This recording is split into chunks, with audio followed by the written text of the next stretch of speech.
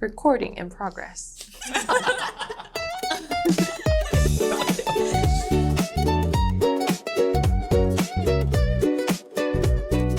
WBZD. Hey guys, welcome back to the podcast. If you tuned into our first episode, you already know who we are and a bit about our program. But if you haven't, go check it out now. We'll pause and wait for you to go click on it. Now that you're back, a quick refresher. I'm Ashlyn. I'm Natalie. I'm Joyce. I'm Ronnie. And we're GT14, architecture students from the University of Hawaii studying abroad at Tongji University in Shanghai. In the last episode, we talked about the program and our first impressions of living here. Today, we wanted to dive into something that every study abroad student experiences: culture shock. From food and weather to apps and everyday habits, there were a lot of things that surprised us when we first arrived. Some were confusing, some were funny, but eventually we got used to them. So today, we're going to talk about a few of those experiences. So guys, when we first arrived, what were some of the culture shocks you experienced? One that was a huge difference from coming from the US is that literally in China, your phone is your life. If you don't have your phone with you, you cannot do anything in China. You can't buy anything, you can't take a subway, you can't take the taxi, you can't do anything without your phone. It's literally so true. It's crazy. Like, if your phone dies, you're up a creek without a paddle. It's because like all the apps are connected to your phone. If you're trying to travel with Metro, you're using a QR code that's on your phone. And then, like ordering a taxi, like an Uber or whatever. I feel like even if you like wave down a taxi, you'd have to pay with your phone because I've had cash in my wallet the entire time I've been here and I haven't used it at all in the past like 8 months. Yeah, I also have cash, but I've never really used it. I would have to put it into my bank account in order to get it hooked up to my phone. Exactly. Like the digital life here is crazy. That's why it's very important to carry around power banks. I carry that around like it's my second phone, basically. There's also like an insane amount of like power banks just spread out throughout the city. You go to a restaurant and they have a power bank station for you to actually rent a power bank. You just like rent by the hour? I haven't used it. I think so. Or you could add money into this like account and then they just subtract from the account. Oh, gotcha. Oh, nice. That's a nice backup just in case. I haven't been able to figure that out. It gave me some errors, but I've heard a lot of people use it, so I'm sure it's really great. I never had to use it. I always bring a power bank with me everywhere I go. I think we all ended up buying a power bank at some point. But if you're coming to China, make sure that it has a triple C so you can actually travel with it. I think that was also another culture shock because some of us got our power banks taken away during, like when we're going through TSA or security. Yeah, you cannot fly on a Chinese flight unless there's a CCC symbol on the back, like where it says like UL and all those like little like technical terms on the back of your power bank. If it doesn't have CCC on it, they will confiscate it at the airport. Sometimes they check it at certain subway stations because when I went to Chengdu, they were also asking us to take out our power banks and they were checking it at the subway stations. Oh, wow. So I wasn't sure if you didn't have the CCC if they would take it away, but we didn't have that problem luckily. Yeah, that's crazy. So it's definitely like a fire risk. Bad power banks have caused a lot of fires, as we all know. But even when you are flying here in like all the Asian flights we've done so far, they tell you not to use your power bank on the flight, which I feel like is one of the reasons I bought my power bank, so I could use my phone during the flight, but they like won't even let you charge your phone on your flight with a power bank in case it starts a fire, which is crazy. But also with your phone, it is super nice, me being someone that does not speak Chinese fluently or even less fluently. When you go to like a restaurant or somewhere or like pretty much any store, they have a little QR code on the table and you can just scan it, and they have what they call as a mini app. So you scan it with either the WeChat or the Alipay app on your phone, and then each store has like a mini app, they call it, that will pop up in that, and you can translate into English and like order stuff or whatever questions you have about the shop or whatever. It's really, really nice and really easy. I personally think as an introvert that was so nice to just be able to scan something, not having to interact and have that language barrier to just scan something and just order whatever I really wanted. And also I am a person who really likes to look at pictures of my food before ordering it, so having those pictures kind of sold me really fast. It's super nice. It's just that sometimes there's a limit to how much it translates. So sometimes it doesn't exactly fully translate. That's true. That is true, yeah. I also think that we also found out that the translation isn't always accurate. We've got some wacko translations on our food. Yes. Yeah. When I first got here, I ordered 2 wives that came through with my meal, so that was nice. I guess I'm married now somewhere in some restaurant somewhere. What about other apps that you guys use? Do you guys use other apps a lot here in China? I personally like using it to order things ahead. For milk tea or coffee, if you want to order ahead, you can just look for the menu program on WeChat and just order on the app and then pick it up. Super It's really nice. Super Yeah, convenient. Oh, another thing, WeChat, they have this option to split pay or split bill. I love that. It's like so convenient. If one person pays, you could just initiate split bill and then other people just pay you back that way. I think that's what I've been finding. WeChat is kind of a multi-use app that you can use everything with. It's kind of like their phone number, their secondary phone number. You can contact them at any time. Even in like its stores and stuff, they want you to contact them to like set up different appointments and whatnot. And it's kind of convenient because that language barrier, you're able to text them in like English and they're able to text you back in Chinese, and there's not really much of confusion. Auto translates. Yeah. It's super convenient. Yeah. One thing that was also different that I, being an Android user, I've like used Google Maps as the mapping thing we use like everywhere in the world, right? But it does not really work here in China. So I switched to A Maps app, and it works super, super well here in Shanghai. Public transit, everything. You can even order taxis on it. Yeah. It's super nice. I like the Chinese version of AMAP because it gives you the time of when the train arrives. True. The English one does not give you anything whatsoever. Yeah, it does not give you nearly as many details. So if you speak Chinese, use the Chinese version of the app. Speaking on trains, it's kind of weird because me and Natalie and Shen, we did an internship in New York. So their trains actually run 24 hours, which is really convenient because you can just go home whenever. But over here, the trains end pretty early. There's not really a nightlife here in Shanghai. That's what I feel like. Yeah. But luckily enough, their DD system is pretty good. Yeah. So if you do miss the last train, you're able to call a DD and get to wherever you need to go. And it's also not insanely expensive. I feel like the farthest I've been is like the airport to our house, and it was like 20 maybe max. 20, 30 bucks. Yeah, that's not bad at all. And that's like an hour long Yeah. taxi ride. Pretty far. Any other apps you guys use? I use Diangping. I've never used that. 大众点评. Yeah, it's kind of like a Yelp, I would say. Oh, okay, Yes. okay. But I was able to book a private rehearsal room and try to practice singing there. And it was pretty convenient just to reach out to someone and pay directly on that app as well.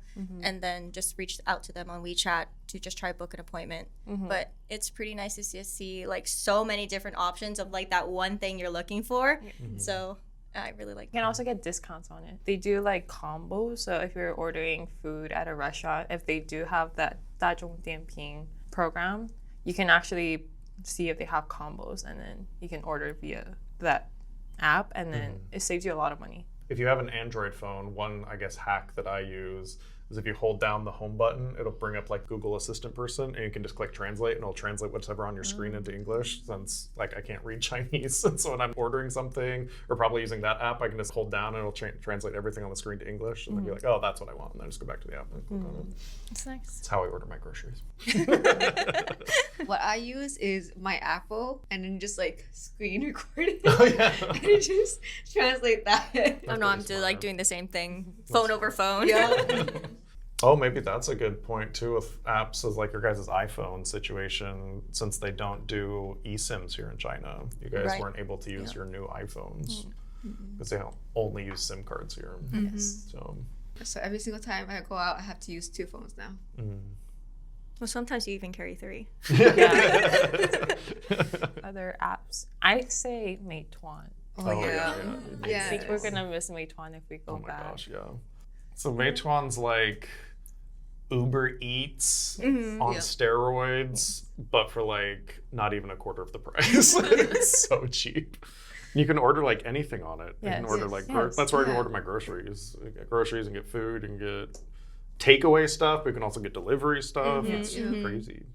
I think one time it was before I traveled, and I needed something to measure how heavy my luggage was. So I ordered like a luggage weight online, and I was on FaceTime with my parents, and I was like, oh, I need to order this. So I was ordering it, and then it came 30 minutes later, which is super quick, and it's just for that one little weight thing. And then my dad was like, it's already here? You don't have to wait 2 weeks for it? And I'm like, yeah, it's already here.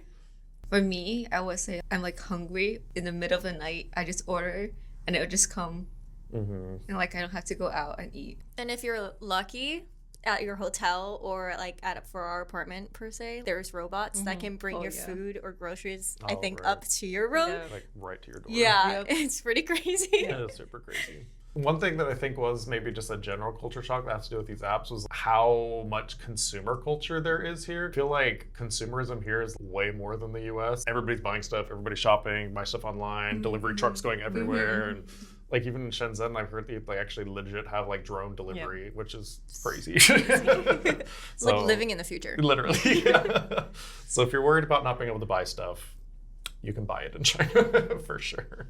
But shipping here is super fast. I think they're driving probably all night long. Because I had luggage shipped from Chengdu all the way to Shanghai in 2 days. Wow, that's crazy. It's so that's crazy. Like halfway across the country. Yeah. For Americans, that's like ordering something from Missouri and having it delivered in California, like in a day. 2 days. It's so crazy. Super crazy.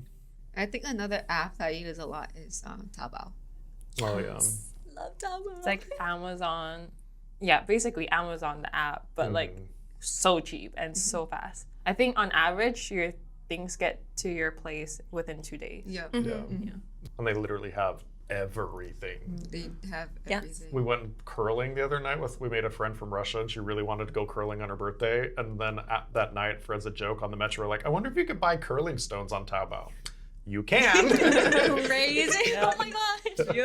I can't imagine the delivery driver carrying the curling stone. It's like giant. That 44-pound curling stone. Like, oh my gosh. And you can't just buy one. Yeah. So you have to buy a whole set. A set of, 16 of them or whatever. Yeah. That's crazy.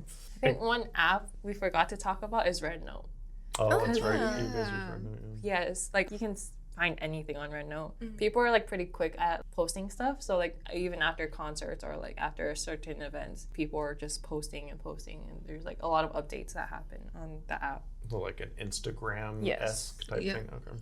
Kind of a mix of Instagram and TikTok. Because you can also buy stuff directly from RedNote. That is one thing that also is super weird. Any app you use to like scan anything, like you have to use Alipay or WeChat to use the laundry machines at our apartment complex because it's a QR code as well, like everything in this country. And you like scan it and pay, like select whatever you want the laundry to do and you pay for it. And then it's like, oh, now that you've started your laundry, do you want to buy something? And brings up all these ads for stuff. And I'm like, no, stop advertising to me. But going back to the bicycles, I think the bicycle culture here is super nice because it's like super convenient, like you guys were saying. It's not like, at least everywhere I've been in the West, like they have like bicycle stations where you have to like slide the bike in and park it, and then you have to like take it to another bicycle station. Right.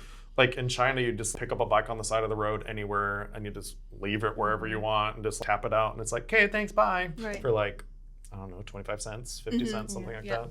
It's so convenient. You don't have to worry about figuring out where you want to go, and there's no, like, you don't have to buy it in a certain amount of increments of time. It just like up, start, and then whenever you're done, stop. And it's so convenient. It's really nice. And it kind of seems like it's everywhere. And it seems like there's trucks that come pick up bikes to relocate them to places that are more busy.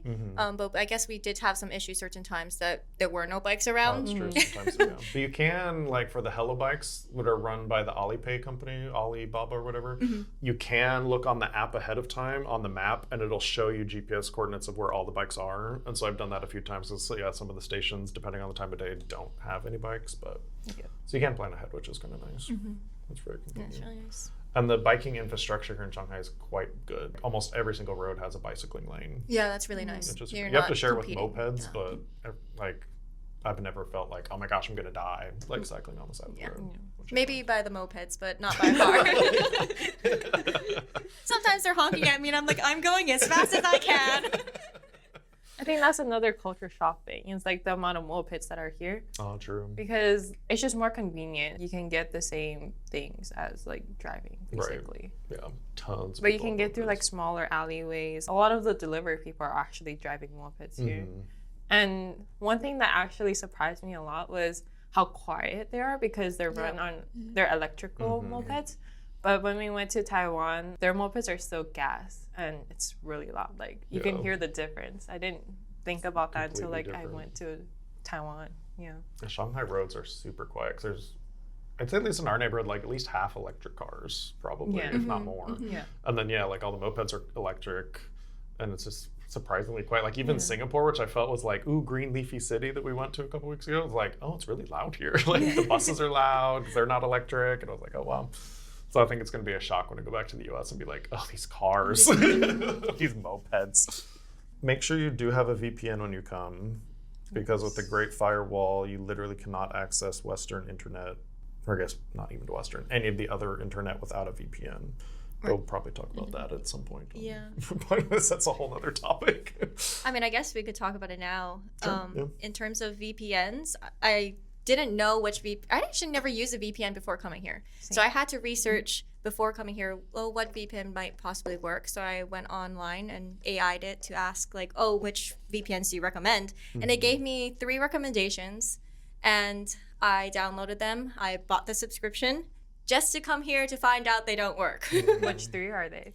The 2 that I bought was ExpressVPN and NordVPN. I think one of them kind of worked in the beginning, but it took forever for it to like find a location. So it wasn't like really worth trying to keep it active. But we found out that Let's VPN works pretty well here. The downside is you can only use it on 2 devices. So if you have your Yes. phone and a laptop, you can't use it on your iPad or whatever, which is kind of annoying. Ronnie, didn't you also use a different VPN? Oh yeah, I've used Proton VPN for a long time, and it didn't work when I first arrived, but then once we got back from Singapore, it actually works now. I think they're kind of playing like a whack-a-mole game with the VPN companies trying to get through the Great Wall and then trying to like blocks it, and then they try and find another way and then they block it, and it's just kind of like a patching war to see who can like make it work and who doesn't. But Well, talking about that, my Let's VPN has been wonky ever since we came back from Singapore. Like it's been on and off constantly. yeah, mine always keeps turning off on my phone. Yeah. I don't know what's up. But it was kind of interesting because I was also asking my coworker who came to China one time, like, oh, what VPNs to use? And he actually suggested, I think, ExpressVPN, which is why I was more leaning towards getting that, just to come up here to find out it doesn't work. And I was like, so it probably worked like a couple years ago, but now it doesn't work anymore. So they must have figured out a way to block it. Exactly, yeah. But if you do have a US phone carrier that has international roaming, like I have T-Mobile, and it has like unlimited international, like really, really slow, like 2G data or whatever, and texting. And so I kept it, and I keep that on my second phone. And it seems like if you're using your Western SIM, it automatically has a VPN, because I've never had to use a VPN on my T-Mobile. I guess we could move on to other things. One thing that kind of bothered me while coming to China, I guess, which is kind of a culture shock, maybe not, bother's not the right word, but was shocking, was the public bathrooms, or the bathrooms here in China. A lot of the toilets are squat toilets, which I have never used before, even though I've seen it before, obviously in Japan. I've never used a squat toilet before because there's always like Western toilets nearby. It's crazy to me how like Chinese people actually prefer the squat toilets over the sitting toilets. Yeah, there's like a long line just for the squat toilets, while like all the sitting toilets are all empty. And another thing is like you have to remember to bring sometimes your own tissues. Yes. The certain toilets don't even have any toilet paper. Like some of them have the toilet paper sitting outside by the door as soon as you enter, like you have to grab some and Like then a go into the giant stall. roll. Yeah. But some of them just like they're empty. It's empty, Every yeah. single one you go into, they're empty. I also think throwing of the toilet paper not into the toilet but into a trash can nearby was something different Bit of that a I've shock, never yeah. experienced before. It does make your bathroom kind of smell. Yeah. But I understand it because we've had in our dorm, like our toilet get clogged multiple times. Yeah. So I think just the flushing is just not as strong as the US. Yeah, we've been very spoiled. Yeah. Even in like some of the higher end malls or like the nicer malls, they even have squat toilets. Yeah. Just because like the people prefer squat toilets over like actual sitting toilets. And sometimes it's nice too, because it'll have a sign on the door. It's like squat, squat, squat, sit, sit, sit. So you don't have to like open the door and like see what's what. But I think for girls, it's kind of easy. If there's like a gap on the bottom, you can see that the squat toilets are actually like a step higher. oh yeah, And they're then, always up. yeah. And then the sitting toilets, which are like supposedly ADA, there's no makes steps. sense. But I'd say most of the like sink area I think is pretty nice. Like Yeah. they have soap, Yeah. they have the paper towels. And I guess it is also nice. I've never had to pay to use a toilet. Yes. There's tons of public toilets in China, which is nice because like New York has like 0 public toilets and it's a nightmare. And then in Europe, usually you have to pay like €1 or something to like use the toilet. Whereas here, like every metro station has a toilet. Like, there's tons of the public toilets. When I go running outside, it's just like a toilet on the side of the road that's public. You're like, oh, cool. It's really nice. And I guess if you are able to do like the quote unquote Asian squat, which I'm practicing, I'm getting better, but I still can't do the Asian squat. I feel like that helps a lot if you're going to use a squatting toilet, because then you don't, so I have to like hold on to like the wall or something so I don't fall over. But there's like no handrail to hold on to, so you're just like grasping onto it. Literally. Yeah. Honestly, like I struggle with Asian squatting, even though I'm Asian. But I feel like I've gotten better like within these like past 6 months. Because when you're tired, everyone on the streets are just squatting. Oh, yeah. You can see people squatting when like on their phone on the side of the road if they're like waiting for the bus or something and there's no seats available for them. Yeah. And you kind of just like end up doing the same. Like if you're tired and you're waiting for the metro, there's no seats available sometimes. So you kind of just squat and people are like fine with that. Yeah. One other thing we want to talk about is pushing culture, which is like very different. So the only parts of Asia that I had been to before moving here to China, I was an exchange student in high school in Japan, and then I lived in Southeast Asia for 2 years when I was a missionary for church. And I was expecting China's culture to be more similar to like Japan culture. It's like, oh, they're like right next to each other, and like Japan uses like Chinese characters. There's like that heritage connection, whatever. And so I was expecting it to be very Japanese, like very like structured society, I guess. I don't know how to describe Japanese culture, like very like proper, like when you're in public you're quiet and you're respectful and like you wait in line and blah blah blah blah blah. And then you get to China and you're like, oh, this is not like Japan at all. What has your guys' experience been with pushing culture, as we're calling it? What was your guys' first experience? Yeah, there's just a lack of personal bubble. Yeah. Yeah. I think the first time I got on the metro, even on the floor, they have the signs of like, wait here by the door and let people come out first before you go in. But it doesn't happen. People are just like, as soon as the door opens, people are like shoving to get into the metro to like get seats or whatever. But people can't get out for it. It's just like this like crazy, like, I don't know. You literally have to just like push and shove your way out of the metro. I think like coming from New York, when you're trying to get past people, you say, excuse me, right? Yeah. But then over here, they don't say excuse me, they just push you. So like I was like not ready for that. Like in the beginning, when I'm like trying to get through like people are like, oh, well, how easy, like, can you like, excuse me, can you move? Right. But like, it doesn't work. You just kind of have to push your way through. Exactly, yeah. But also like on the metro, everyone's on their phone. Yeah. So like they don't really pay attention to what's around them. Like even walking or on the escalator, on the stairs, everyone's on their phone. It's kind of like a walking zombie kind of situation. We call them phone zombies. Yes. Because it'd be like trying to like catch the next metro, and so you know it's coming soon, so you're like walking quick, and then like on the stairs they'll just be like playing a game on their phone, like taking 1 step, 2 step, and you're just like, oh my gosh, I have to go. Can you just walk up the stairs? Exactly. You know what I hate the most? After they finish getting off of the escalator, they just stop. Right? Yes. It's so dangerous. It is really dangerous. So dangerous. Like, I'm so sorry if I run you over, but I have to go. Exactly. But I guess one thing about those phone zombies, on the metro, they will literally just play their phone or whatever they're watching out loud. It, like you're hearing whatever they're watching, and it's so different, I think, because like and like you mentioned in Japan, like people have earbuds in, like everyone has earbuds in, so they're listening to their music or whatever they're watching on through the earbuds. Or even if like somebody's like cell phone goes off on the train in Japan, they're like, oh my gosh, I'm so sorry. Like can't answer it right now. I was sitting next to a guy, and he was like listening to like stuff on his earbuds or whatever. I was like, oh, totally normal. But then like when people answer their phone on the metro, they're like, "Nyala!" They start like yelling into their phone. You're like, oh my gosh. It's so loud. It's really funny. They do talk much louder here. They do. Yeah. And it's not like they're angry or they're yelling. It's just how they talk. Normal. Yeah. Like I thought people were yelling at each other. And then Joyce was like, no, they're just talking. Yeah. Like, okay.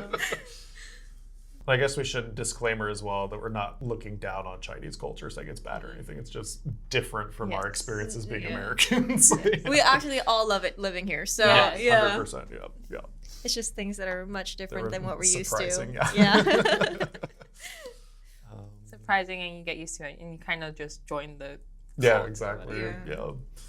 It's kind of like being on the phone on the metro. It's like everyone's doing it, so it kind of feels weird if you're not doing Exactly. it. You're just like, oh, pulling out. I guess my I have phone, to watch scrolling. something. Yeah. Exactly. Don't want to be the creepy person like looking at people on the metro.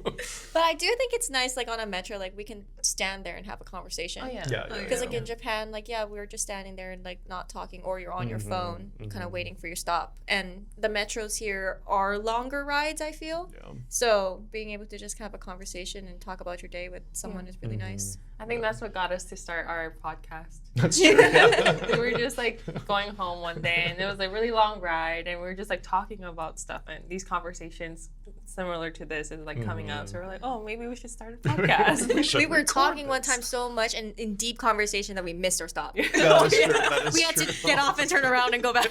Go back. Does the amount of people shock you? Like the amount of people that take the metro, or like just the amount of people in Shanghai? Honestly, no. I thought it was going to be more people on the metro, especially during rush hour. But maybe it's because we're not really in the center of the city that we don't really get to experience that type of rush hour. True. But not to keep bringing up Japan, but like in Japan, like rush hour is rush hour. Like literally pushing you're you like into sardines the train. inside the train. And I've just never felt like we've experienced that. Like the closest thing we were experiencing that was after F1. Oh, But Oh, even yes. then, we still kind of had some breathing room. But yeah, I thought it would just be a lot more people. But maybe it's because they have cars and like motorcycles. And we're just taking that instead. That's true. Yeah. And I think one thing about like the subway is that you have to go through security every time. Oh, So like if you are coming from say a concert or something that's more busy, like that kind of gets crowded, and that's kind of maybe when you see most people in an area and feel more crowded and clustered. But yeah, I don't think I ever experienced feeling like sardines in the subway before. I wonder if maybe that security process maybe kind of like slows people down enough. Maybe, that, like, 'cause you have yeah. to go through the X-ray machine thingy, whatever.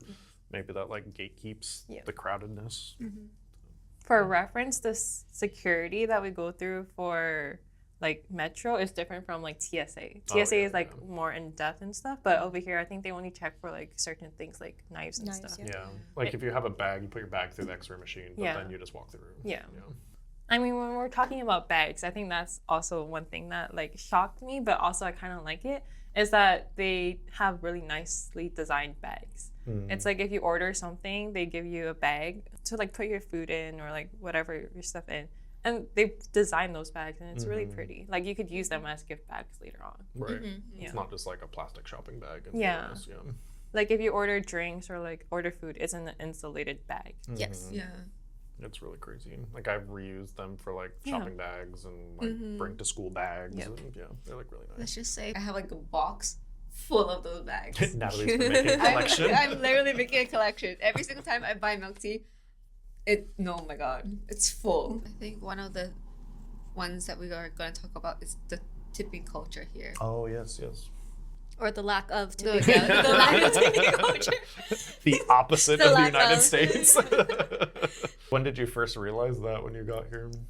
Ordering food, like whenever like we order food, there's no like tips or there's no like, well, there is a delivery fee, but like it's only like what, 2 yuan if it's like far away. But other than that, there's no like a hidden fee that you have to tip the driver and all that.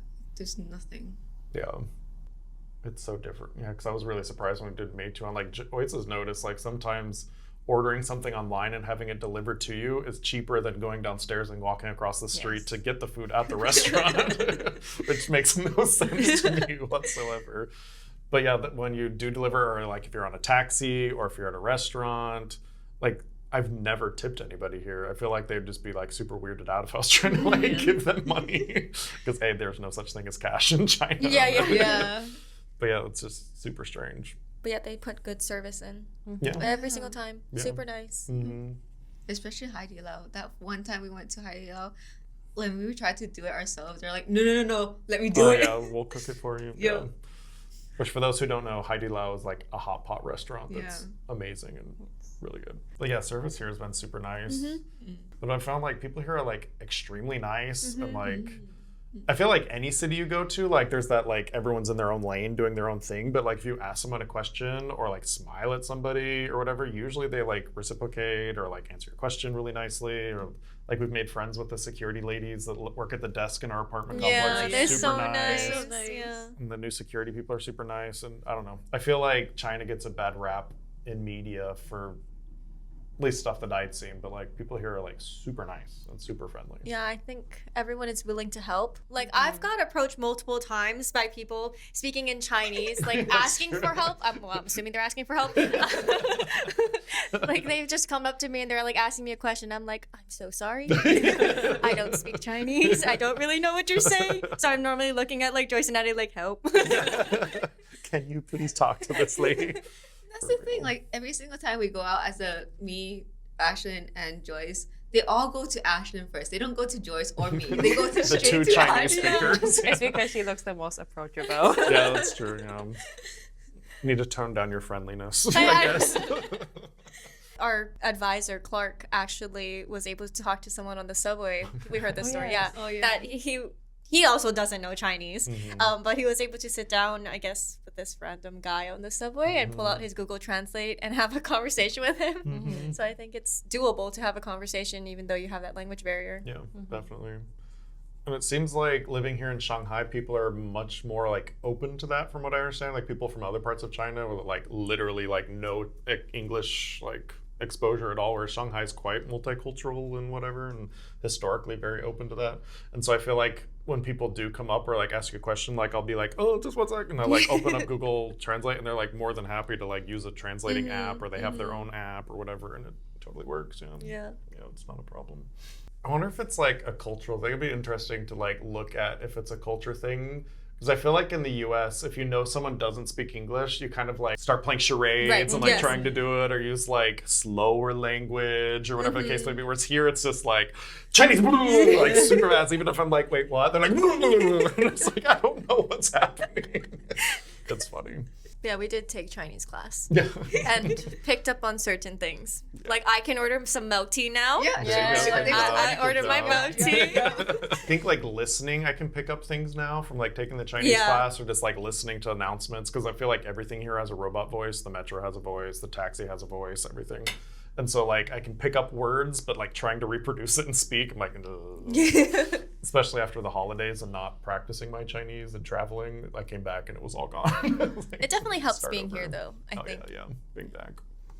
What have your guys' experiences been like in going to activities and stuff like that? Because there's like so many things to do in Shanghai. It's kind of ridiculous, actually.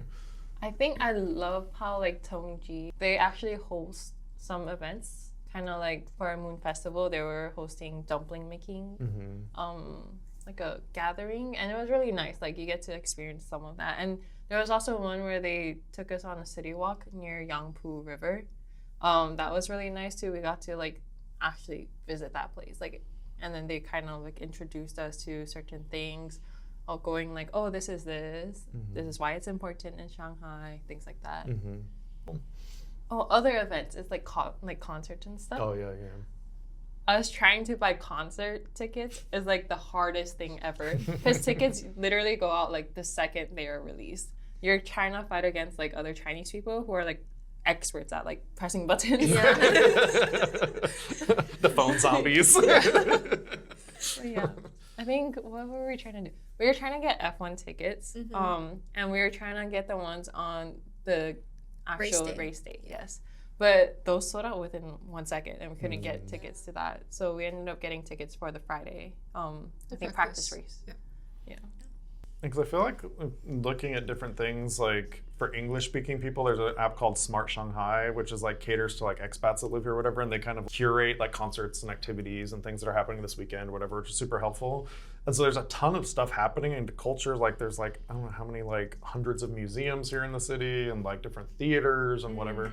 But like they're saying, you're competing against literally like a billion people for these tickets to all these activities. And so it's kind of crazy. I think that was one, maybe a little bit of culture shock when we went down to the Bund for the first time, which is like the downtown overlooking like the huge Shanghai skyline and the old historic buildings and stuff. Like, absolutely amazing place. But they have like crazy crowd control things there, just because there's like so many people on just like a normal day just going to take pictures of it. They have like one-way crowd control of just people like walking in a park, which is crazy because there's just so many people. But you get used to it. It's totally normal now, I guess. But yeah, very different. What kind of concerts and stuff have you guys done here in China? We went to, I think the first one we went to was a music festival near Fuxing Island. Yeah, Fuxing Island. Oh yeah, that was nice. Fuxing Island is really nice. But we went there when the weather started turning cold. So like we were freezing that night. The lack of clothing that we had on was... Yeah. I do remember, and in my mind, this is really funny. We can cut it out if it's not funny to you guys. But to me, it's really funny, like being from somewhere and growing, like living in somewhere that's like very cold before moving to Hawaii. And then the three of you, or at least the two of you a little bit also were like, I can't wait for it to be cold. It'll be like snow in the winter. It's going to be so nice. Because granted, when we got here, it was like 120 degrees outside. It was super hot. And then once it started getting cold, Natalie was always like, I'm so cold. My hands are cold. I'm like, this is called winter, Natalie. It was quite funny. I thought it was funny. From Hawaii that doesn't have winter and it doesn't really get that cold. Yeah. I think the cold is like 68 degrees. That is... Yeah. It definitely got chilly here. And it's like a humid cold too, so it's pretty cold. And it's surprising that it started snowing in Shanghai. That's true, yeah. We did get snow. Yeah. January 20th, I remember the And date. everyone said it wasn't gonna snow here. Everyone told us. And okay, everyone's laughing at me because I've had this experience before. Like I went to Texas for my undergrad and they told me there, oh no, it doesn't snow here. It doesn't snow here. And I was like, okay, perfect, because I'm not a person who really likes the cold, so I don't really need the snow.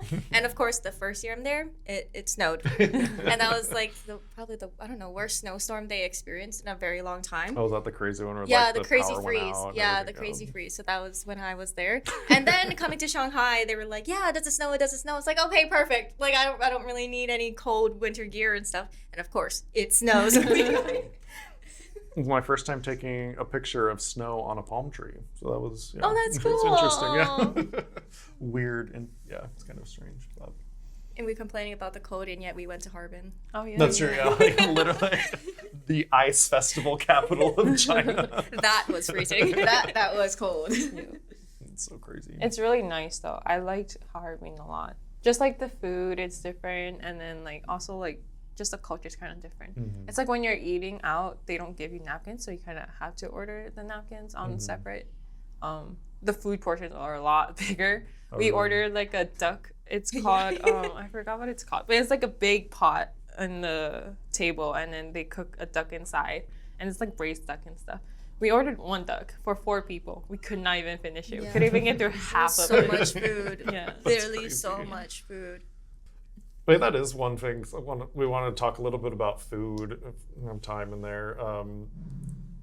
I like the food culture here in Shanghai because they're they have a lot of Western foods and different cultures and all that kind of stuff. But even like Chinese food is way more diverse than I thought it was going to be. And I was expecting it to be diverse. It's a huge country. But even still, it's like, oh yeah, this is this food. This is this food. And let's go get this food. And it's like so different. It's really fun. I really enjoy it. And you can find it all within like walking distance of our house or a few metro stops or something, which is really nice. Like we found a 88 RMB all you can eat KBBQ place. Oh yeah. And that was pretty crazy. Because what do you mean? It's like 10 USD. Yeah. To eat all you can eat KBBQ. All you can eat meats and drinks. And sadly, not ice cream because it was broken. But normally ice cream. You're gonna have to roll me out of there. Literally. So we just had biangbang noodles, however you say it properly, on campus in the canteen. It was 17 yuan. Yeah, something about that. Yeah. Something like, which is like $2.50 or something like that. It was super good.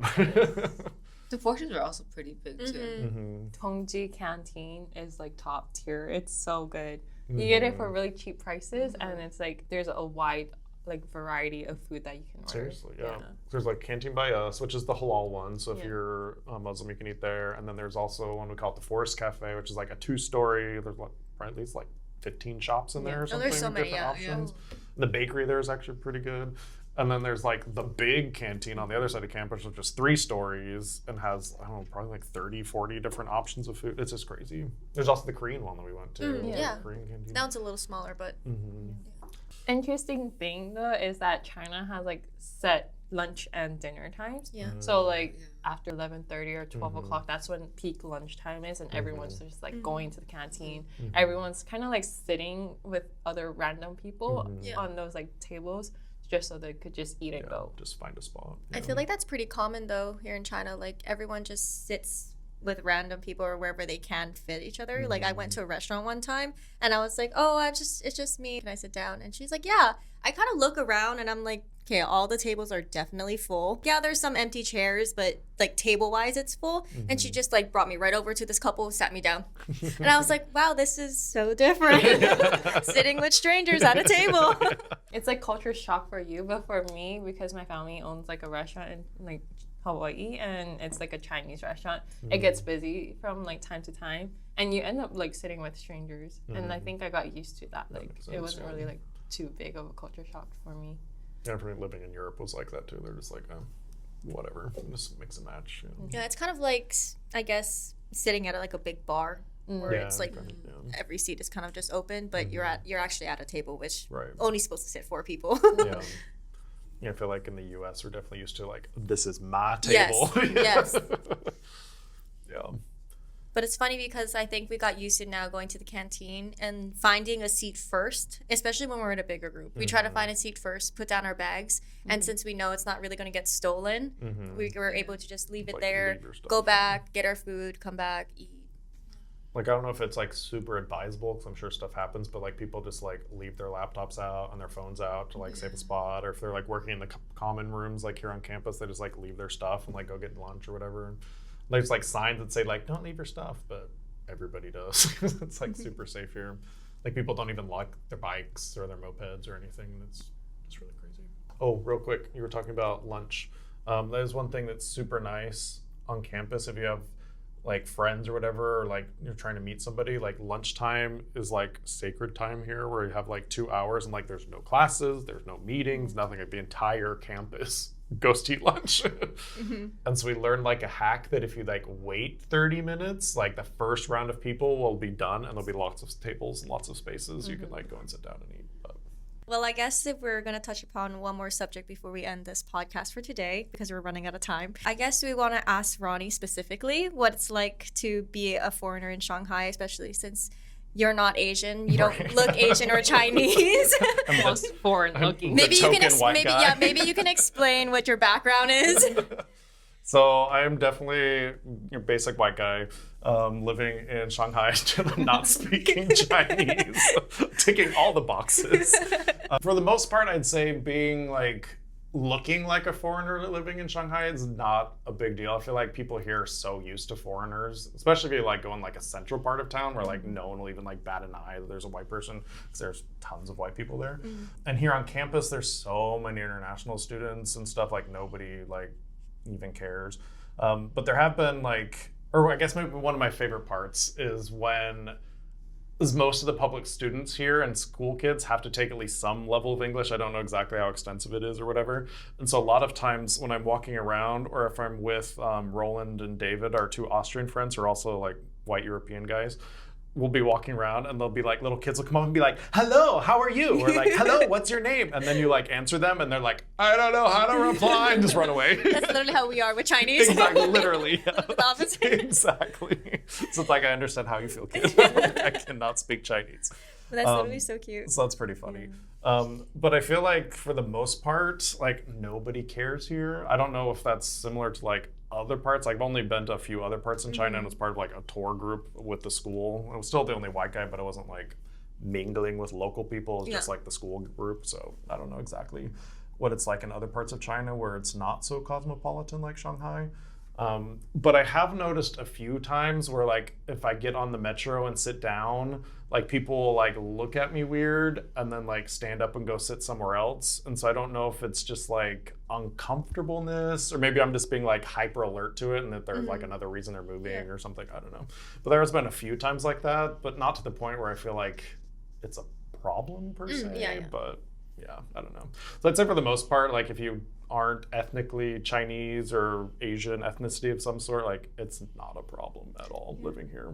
Like, I've even seen some like clips on Instagram or a Red Note that I think certain like Chinese locals, they go up to foreigners and try to take pictures with them. Have you ever had that experience? I think I've noticed a few times on the metro, especially if I'm sitting next to somebody else who's like Caucasian. Yeah.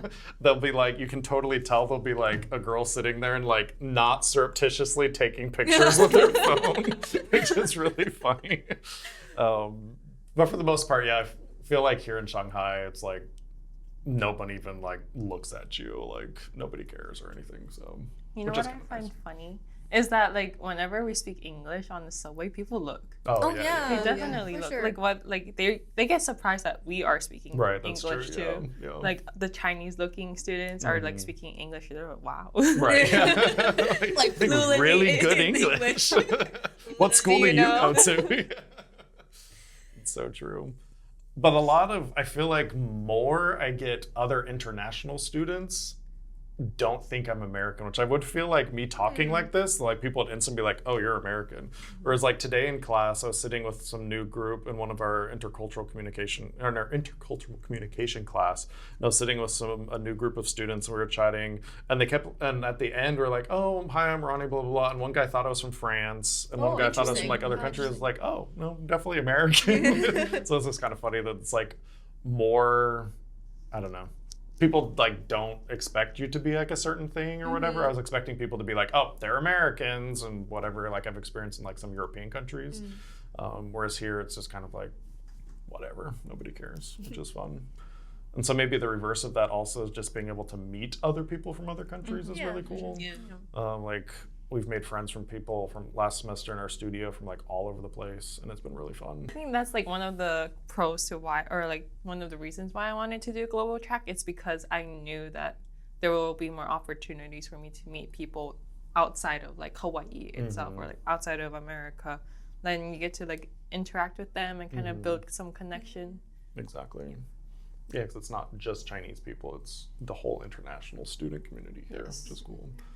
Like we said, we went curling the other day with our Russian friend for her birthday, and there were people, let's see, Morocco, Russia, Chile, Thailand, Austria, someone lives in Germany right now, Russia. And so we sang happy birthday to her in English, and then Chinese, and then Thai, or not Thai, because she told them something to speak in English, but like we had like 6 or 7 different languages. We sang happy birthday to her. It was really fun. Yeah. I think regardless, we all can say that we really are enjoying our experience here and our time here. Definitely experiencing new things almost every single day. Figuring things out along the way. 1 year is not long enough. Oh, 100%. I wish I could stay longer. Yeah. But that's all we have for today. We kind of ran out of time, but we have so much more to talk about. But if you're interested in learning more, please stay tuned to our next episode. If you wish to continue to follow our journey, please follow us on Instagram at global_track_architecture. And if you have any specific topics or questions, feel free to leave them down below in the comments or email us at globaltrackarchitecture@gmail.com. And thank you again for joining us today. We hope to see you again soon. Shoots!